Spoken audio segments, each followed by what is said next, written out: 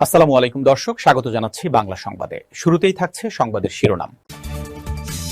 America Iran যুদ্ধ সপ্তম দিনে ইরানের ক্ষেপণাস্ত্র হামলা, ইসরায়েলের পাল্টা আঘাত, সংঘাতে জড়াল লেবাননও। জানাবো ইসরায়েলে আবারও ব্যালিস্টিক মিসাইল ছুড়ল ইরান। আরও জানব ইরানে মার্কিন স্থলবাহিনী পাঠানোর ইঙ্গিত দিলেন ট্রাম্প। এবং সর্বশেষ জানাবো ইরানের পর কিউবায় হামলার সময়ের ব্যাপার মাত্র বলছে ট্রাম্প। এতক্ষণ শুনছিলেন সংবাদ শিরোনাম, এবার বিস্তারিত। মধ্যপ্রাচ্যে যুদ্ধের আগুন ক্রমশ ছড়িয়ে পড়েছে।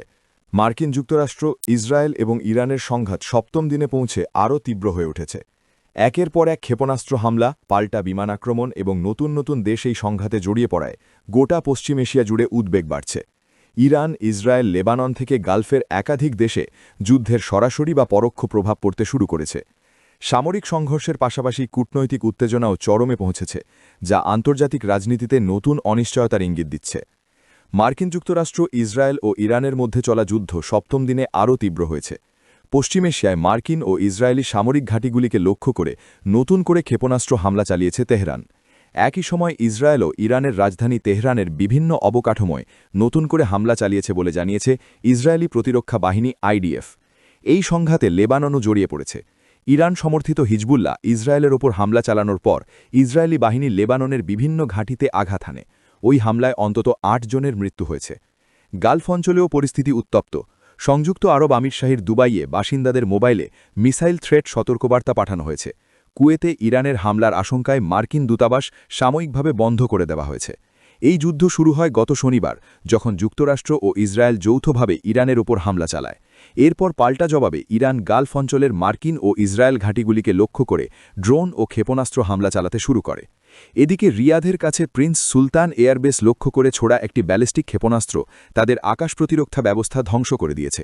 সৌদি আরব জানিয়েছে, রিয়াদের কাছে প্রিন্স সুলতান এয়ারবেস লক্ষ্য করে ছোড়া একটি ব্যালিস্টিক ক্ষেপণাস্ত্র তাদের আকাশ প্রতিরক্ষা ব্যবস্থা মাঝ আকাশেই ধ্বংস করে দিয়েছে। একই সময় ইসরায়েল ইরানের রাজধানী তেহরানের বিভিন্ন অবকাঠামো লক্ষ্য করে নতুন করে বিমান হামলা চালিয়েছে বলে জানিয়েছে ইসরায়েলি প্রতিরক্ষা বাহিনী। দখলদার ইসরায়েলকে লক্ষ্য করে ফের ব্যালিস্টিক ক্ষেপণাস্ত্র ছুড়েছে ইরান। এবারের হামলাটি হয়েছে ৪ ঘণ্টা পর। শনিবার বাংলাদেশ সময় রাত 12:15টার দিকে হামলাটি হয়। ইসরায়েলি সংবাদ মাধ্যম টাইমস অফ ইসরায়েল জানিয়েছে, মিসাইল হামলার প্রভাবে ইসরায়েলের উত্তরাঞ্চলে সতর্কমূলক সাইরেন বাজছে। ইরান নতুন হামলায় কতগুলো মিসাইল ব্যবহার করেছে সেটি স্পষ্ট নয়, তবে যুদ্ধ শুরুর পর থেকে তাদের হামলার তীব্রতা কমে গেছে। ইরানের সঙ্গে চলমান যুদ্ধের আবহে সেখানে মার্কিন স্থলবাহিনী পাঠানোর সম্ভাবনা উড়িয়ে দিলেন না প্রেসিডেন্ট ডোনাল্ড ট্রাম্প। তবে এমন পদক্ষেপের জন্য একটি অত্যন্ত জুৎসই কারণ থাকা প্রয়োজন বলে মন্তব্য করেছেন তিনি। শনিবার এয়ারফোর্স ওয়ানে সাংবাদিকদের সঙ্গে আলাপকালে ট্রাম্প জানান, এখনই এই বিষয়ে বিস্তারিত আলোচনা করা সমীচীন নয়, তবে প্রয়োজনে স্থলসেনা মোতায়েন করা সম্ভব।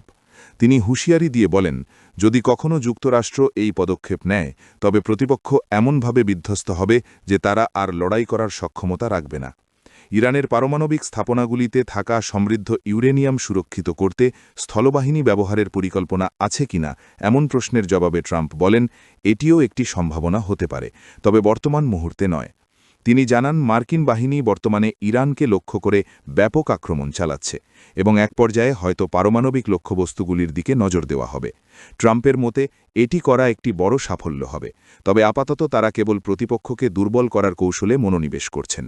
ট্রাম্প প্রশাসন এই যুদ্ধের অন্যতম প্রধান কারণ হিসেবে ইরানকে পারমাণবিক অস্ত্র অর্জন থেকে বিরত রাখার বিষয়টিকে সামনে এনেছে।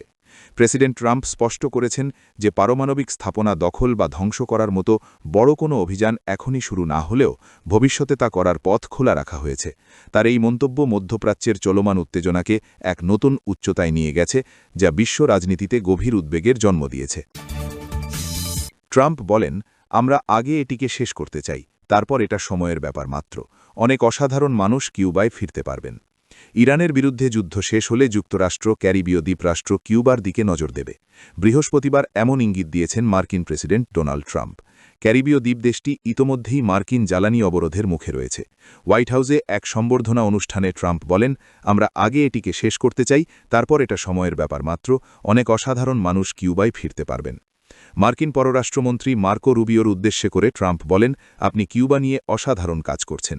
উল্লেখ্য, রুবিও মায়ামিতে জন্মানো কিউবান অভিবাসী পরিবারের সন্তান।